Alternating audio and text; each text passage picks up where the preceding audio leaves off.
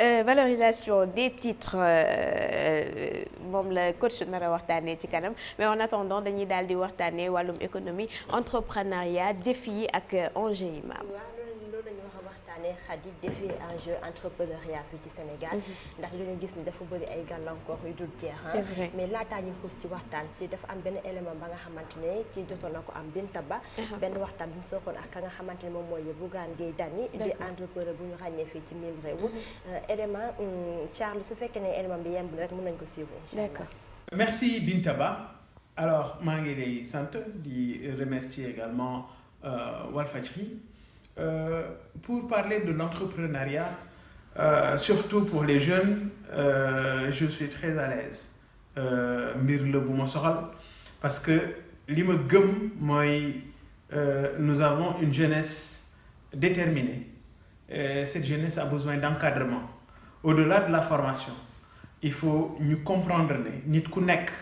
sa destin yow yaa koy jëlal sa bopp en charge. Et j'ai l'habitude de dire souvent à pas mal de jeunes que je rencontre, comprenez de manière très claire que la réussite c'est pas une option du loo xam ne da nga koy jël bu la neexee nga bàyyi. La réussite c'est une obligation. gëmal ne lii tax nit tekki du lenn lu may ñaq jariñ lii tax nit tekki du lenn lu may liggéey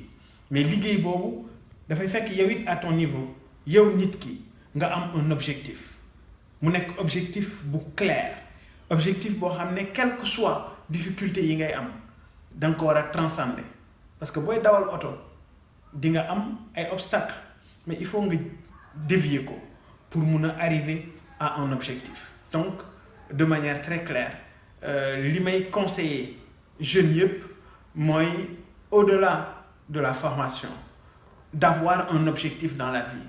et de comprendre que la réussite elle est bel et bien possible pour tout un chacun ku nekk war nga mën a réussir fi nga yemale sa bopp foofu la yàlla di yemale. Le soleil brille pour tout le monde c'est ce que j'ai l'habitude de dire et loolu kenn ku nekk il faut nga intérioriser ko. damay wax souvent des fois ñu ne ma mais c'est quoi le secret de la réussite? Je dis le secret de la réussite c'est d'abord réussir intérieurement parce que nit ki balaa ngay réussir ci lu nit ñi di gis il faut yow ci sa bopp intérieurement nga am comportement wu nit kuy réussir am gis-gisu nit ku réussir di def défi nit ku réussir mimétisme boobu dafa am solo ci doomu aadama wolof daf koy wax tout le temps waaye moom la wolof di wax gàtt nga nit da ngay gàtt nga lu baax alors gàtt nga googu il faut nit ki ci sa bopp yow nga xam ne li nekk ci sa kanam ci yow dong la des fi nga war a yegg ci àdduna ci yow dong la des aajuwul ci yaay aajuwul ci papa aajuwul ci sëriñ bi mun na la ñaanal mais li ci des yow yaa koy mattalil sa bopp parce que sëriñ bi bu ko wóoroon ne bu la takkaloo ndomb bi nga am milliard ndomb boobu du la ko jox da koy jox doom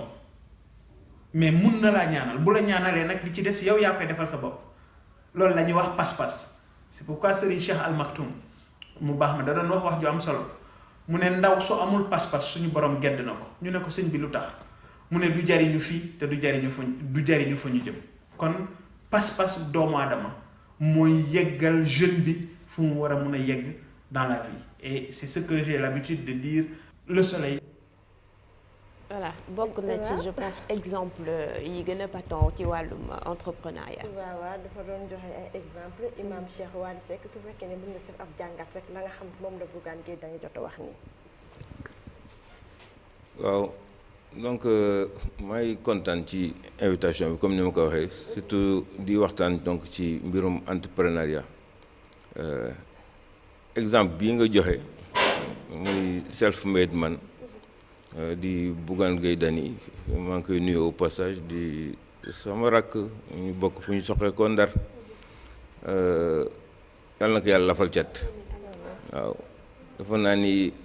sénégalais yëpp war les jeunes sénégalais war nañ jël exemple donc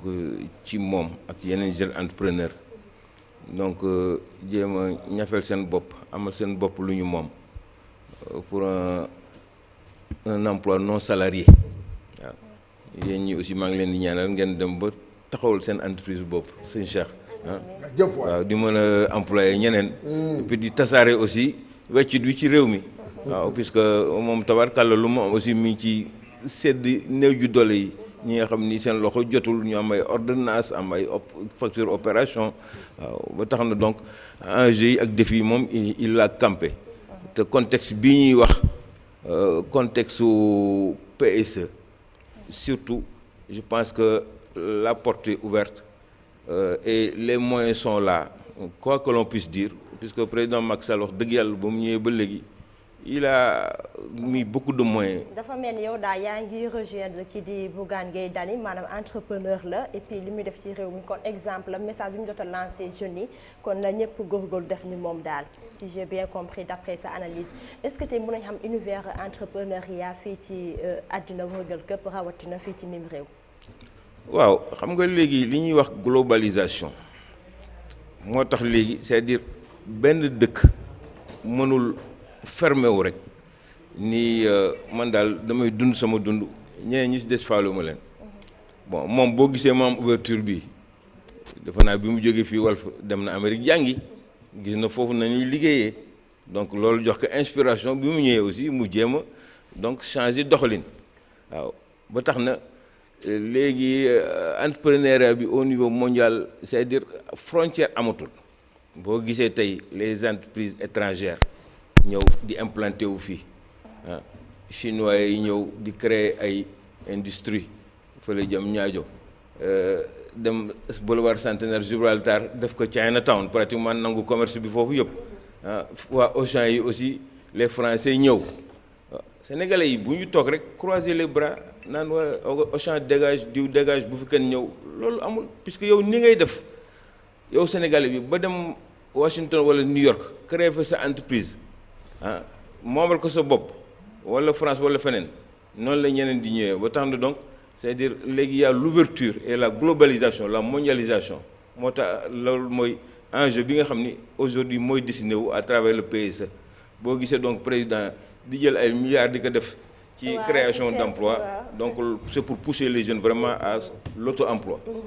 waaw c'est vrai moom lay def pour pousser jeunes à l'auto-emploi léegi gis nañu entrepreneuriat bi ñëpp dafa mel ñëpp am envie doon ay entrepreneur mais gis nañu jeunes yi souvent dañ ci am ay jafe-jafe yu ñuy jànkonteel est-ce que mën nañu am jafe-jafe réellement le problème où se trouve le problème. waaw jafe-jafe yi aussi lenn rek moo ko indi c'est-à-dire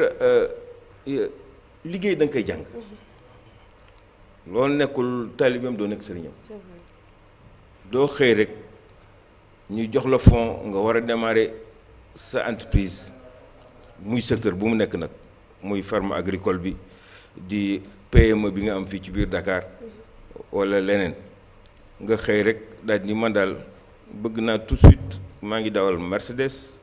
maa ngi takk ñaari jabar maa ngi voyager chaque jour di dem France di ñëw xaalis bi nga war a def ci entreprise bi pour mu dox c'est-à-dire nga def ko ci sa fonctionnement bopp bon beneen bi mooy jeunes yi aussi ñu ci bëri dañuy yàkkamti waaw yàkkamti puisque début bi c'est-à-dire foog mu métti foog nga serrer un peu la ceinture mais bu fekkee ni da nga ñëw rek bëgg dugg ci vie de pacha d'un PDG doo dem bon beneen bi aussi mooy ñu ci bëri contrainte de financement la ñu am nañu ay idées am nañu ay projets waaw mais bu ñu demee par exemple pour outil financement ñu laaj leen garantie yooyu duñ ko am léegi ñu ngi commencé teggi loolu à travers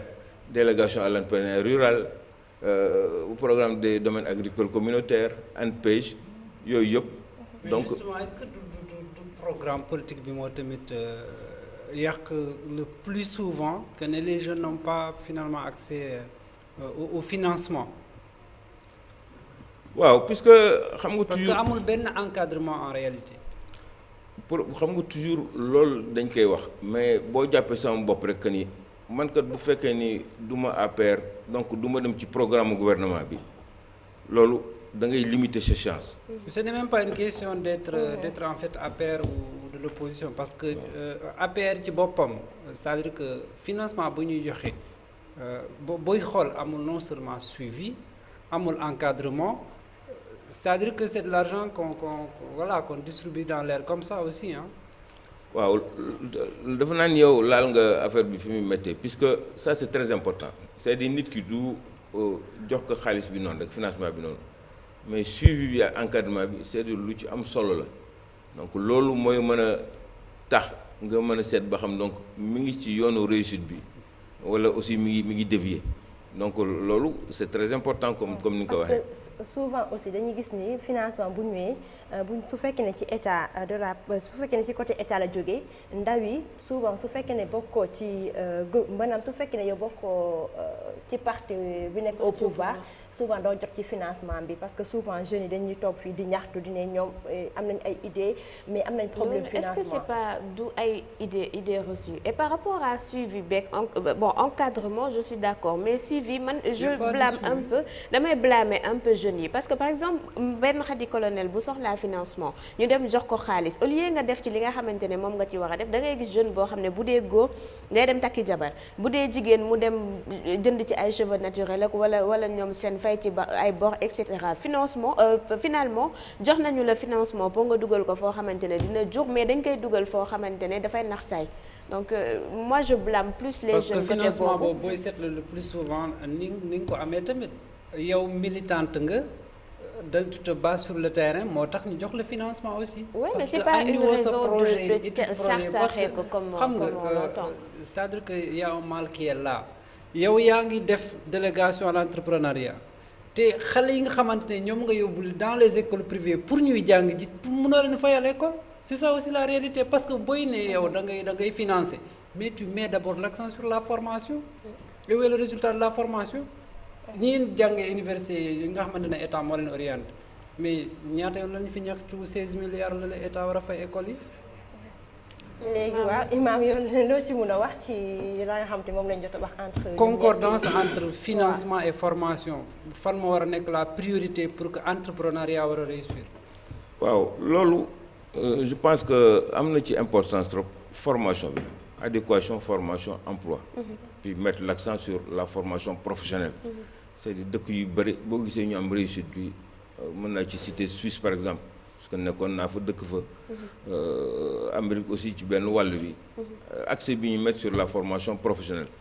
bon heureusement que maintenant ñi ngi commencer donc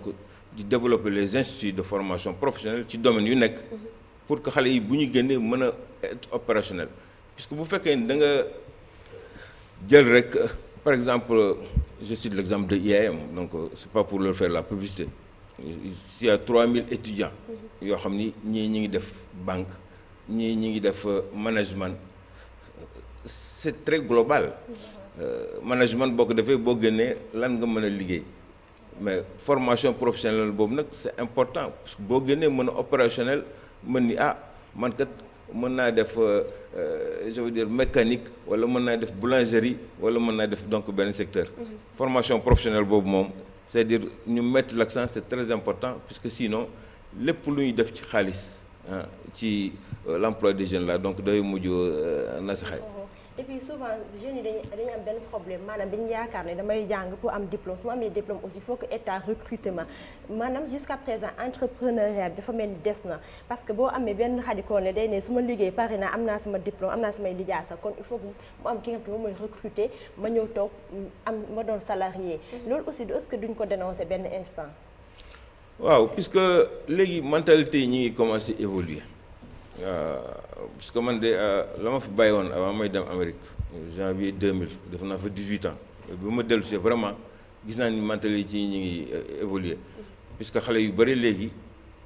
ñi ngi ñëw ak seen master seen ay PhD mais yaa ngi leen di gis biir Casamance wala ci biir kii ñi ngi développer donc des fermes ANIDA donc di développer embouche bovin di développer donc les cultures maraîchères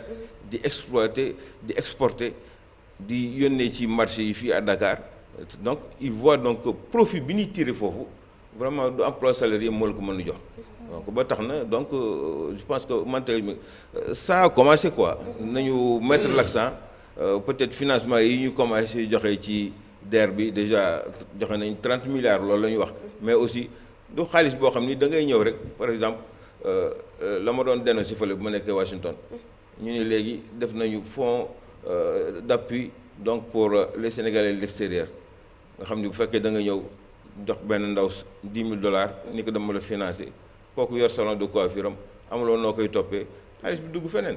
moo tax na donc léegi bu fekkee ni comme ni mu ko waxee da nga jël 5 millions jox ko un jeune pour mu financer wu moom mu jóge fi jënd ci ut si visa jënd ci biir dem yoonam. bu dee financement politique moom jaar na ko man nga. non man nga takk jabar dem défilé. non c'est pas forcé même su fekkee yaa ngi ci parti politique bi ñu jox la financement yow pour sa. ñii nekk ci parti politique non mais dafa am aussi sa ñii nekk ci parti politique yi non c'est que damay ci maanaam logique gu imam laay ñëwee parce que imam di mu ngi joxe exemple. maanaam États-Unis Canada non Suisse dégg nga par rapport à ces jeunes là man li ma ci gis rek moom mooy lenn mooy que l'environnement tout dépend de l'environnement xudoo sànq mu ngi koy wax te wax na lu am solo parce que gis nga environnement bi nit ki boo ko favoriser bu nekkee ci environnement bi mu fekk fa lépp maanaam day mën a jàll day mën a ñëw def lu mu bëgg. justement. waaye bu ñëwee environnement bi propiceul maanaam kiiwul mais day tak parce que booy xoolaat les kii la kii yooyu jeunes yi ANPEJ affaire yooyu mais demal ci ñoom y a combien de dossiers là yoo xam ne mu ngi traîner foofu. mi ngi traîner avancé wul. boo amul benn contact doo fa. mais c'est ça boo amul gis nga war nañu waxante dëgg la politique politicienne bu Sénégal. moo xaaral lan moo tax jeunes yi ils doivent tout le temps attendre ñu leen di tendre bras kaay dama la man c'est ça mon problème en fait. non attends c'est la culture au Sénégal dëkk bu ndóol dëkk bee ndóol dama lay wax sama dëgg nag. non y a des ndóol y a ceux qui ne sont pas. non attends là non attends. à deux jeunes vitesses dañuy wax jeunes yëpp dañoo sonn. oui c'est ça. jeunes yi dañoo sonn ci dëkk bi léegi mënuloo jël benn jeune damay wax ba kii mënuloo il faut que. nga am coup de pouce maanaam coup de pouce boo amul coup de pouce. pas doo dem forcément. non attends pas forcément. Bougane Gueye non il l'a dit en parlant de Bougane Gueye Dany. Bougane était où avant de revenir au Sénégal pour faire il a pris Bougane bu la cette waxee ambition là. au juste ni mu def ba jaar am na ku ko pouce koo gis am na ku la pouce. je suis pas d'accord. non attends léegi da ngay xool benn affaire boo xam ne moo am man mi tey jii bëgg naa créer benn entreprise média. man ma bëgg ko créer mais man mi balaa imam nee na da ngay xoslu ndànk bul ñëw rek mais yow est-ce que di nga am les moyens bu la parce que yow déjà yow mii bu fekkee ne yaa ngi nekk ci benn famille bu xam nga xaw a yaatu waaw tu es obligé yow looy tal jox sa yaay ak jox sa papa benn 1000 francs benn 2000 est-ce que kooku am na moyen wu maanaam def comme ni Bougane def créer benn affaire comme yenn jeunes yi nu ñu lancé woon nu ñu demee amu ko munu ko moom léegi nag li mu mën a def mooy soit mu am benn mécène day am benn waay boo xam ne dafa am xaalis bëgg la jàppale la ne la am ma financé la boo ko amul l'État du Sénégal moo fi nekk à travers kiyam yooyu micro kiyam yooyu pour ñoom ñu mun laa jàppale mais yooyu affaire yooyu laa wax yu état yi da ngay wax gis nga bu la jeunes yi di wax da ngay sax jaaxle ñoom ñëpp seen dossier mu nga foofu. ñoo ngi fa c'est vrai loolu moom seen mu am la dossier mu seen nga dossier moo nga fa xoolal nii léegi dañuy seppi xadi ko de moo ma nekkal Mariste de mu ngi may jàppale ma xoolal mu ngi jàppale Macky Sall woy nangam xam naa ne ci kii bu ma jaaxee ci moom dina am beneen électorat foofu. mais faut qu'on arrête de penser comme ça ce dossier mu ngi foofu kenn faalew ko et toi et le ciel t'aidera am na université ñoo xam étudiants yoo xamante ne bu ñu deful cours ñii ñu ngi jaay ay torchons ñii ñu ngi jaay café Touba ñeneen ñu ngi jaay dara. am na fi exactement mais c'est un début je veux dire que c'est un début am na fi ñoo xamante ne ambulant la ñu commencé ci peut-être téeméer moom la ñu commencé départ maintenant ay boutiques la ñu yori et cetera. faut arrêter d'attendre de l'aide venant d'autres gens et pour rejoindre ko suñu jëlee suñu mbokk guinéen bu ñu fi ñëwee table la ñu njëkkee dañuy commencé jaay guro tàngal léegi après ñu am seen magasin non pour dire que pour rejoindre Khady si benn situation tey soo génnee fii dem léegi ñu bàyyi ko moom peut dafa mel ni am ñu bàyyi ko mu développé côté boobu ñu déglu ko waaw coach c'est-à-dire gis nga loolu nga wax noonu mooy li ma doon yow par exemple jàng liggéey jàng sa métier journaliste nga depuis des années yaa ngi pratiquer beneen aspect bi nga wax bu fekkee ne da nga bokk ci famille bu lompoñ nga xam ni da nga war a jox yaay papa foofu la barke bi jógee 1000 francs 2000 francs yooyu loo ci am daal seddoo ko ak ñoom rek loolu mooy indi leen waaw li nga wax xëy na am na fi mais buñ ko généraliser man yàlla dafa def secteur bi liggéey naa ci xam naa ko bu baax puisque Amérique ba ma nekkoon fondation ba ma nekkoon ñuy wax fondation pour le développement de l'Afrique dafa doon financer ay projet man mi dëkk yu bëri ñu ci bëri financé naa leen subvention $250,000 non remboursable mais ñun suñu système dafa am nu ñu koy encadré. mooy bu Amérique. waaw bu Amérique mais financé nañu fii ay projets yu bëri. mën naa la ci citeel yu bëri yoo xam ni. kon fii am na ay projets yoo xam ne dañu koy financé te non remboursable. subvention non remboursable. ñoom bu ñëwee fii ni ñu après c'est remboursable. subvention non remboursable. d'accord. donc li taxoon sax man gouvernement Sénégal premier ministre maa ngi koy nuyu sama xarit la ñëw jàngandoo lycée Mabo donc moom moo taxoon ma ñëw pour sama expérience boobu donc ma service ci les jeunes ici. waaw xam nga man li ma jaaxal may ma yeggale rek. may ma yeggale bu fekkee ni donc c'est-à-dire encadré nañ ko nga topp yoon boobu defe naa ni di nga mën a def la loo xam ne fii bari na fi ñoo xam ni ci daara lañ jóge commencé di jaay benn dàll ñaari chemise table ba léegi am nañ ay industrie exactement beneen bi aussi bari na fi ñoo xam ni ñi ngi ñaxtu xale yi yoo xam ni bëgguñu liggéey waaw man tel mouvement là man kii laa nekk ci tali bi toujours fii lañu ko fekk nag waaw déglu ma mais ñooñu may ma rek ma yeggal ñooñu am na ci yu bëri yoo xam ni am na ci yu bëri yoo xam ni programme yooyu ma lay wax yëpp di Prodac ak yëpp jox nañ leen fa ay chèque 2 millions mais dañuy dem xëy na rappeur la naa ci def album wala naa ci kii. parce que tey boo defee voilà malheureusement waxtu bi xoj nañu donc dañuy bàyyi imam mu tàggatoo c'était un plaisir de dalal la suñu plateau. d'accord maa ngi kontaan trop. di leen wax que ni daal nañuy jéem a rafet njort rek ñaax xale yi pour ñu dem donc vers la création d'auto-emploi. ñëpp mënuñu liggéey ci bureau ñëpp mënuñu liggéey ci télévision yi. waaw defe naa ne bu ñu fi jógee daal ngeen jàpp loolu. bëgg naa fii ak ñaari at yéen ñëpp ku ci nekk am sa entreprise groupe de presse mën a employé ñeneen donc bu ko defee ñëpp jariñoo ci mu créer richesse et puis dimbali famille yi maa ngi nuyu ñëpp di ziar ñëpp solo voilà ñu ngi en tout cas c'était un plaisir vraiment de sekk ak moom waxtaan maamu yow itam maa ngi lay jaajëfal bu baax di la jaajëfal xarit di jaajëfal ñëpp rawatina sama invité bi ak téléspectateurs yi man moom li ma bëgg wax moo di ne xam nga dañu la wax ci affaire entrepreneuriat c'est vrai am na ay problème benn instant état am na part de responsabilité jeunes yi aussi am nañ part de responsabilité je pense que ñaar côté yëpp war nañ xool état war na xoolal li mu war a def pour jàppale jeunes yi parce que y a des jeunes ya nga xamante ne li ma jot a rencontré dañuy ne ñoom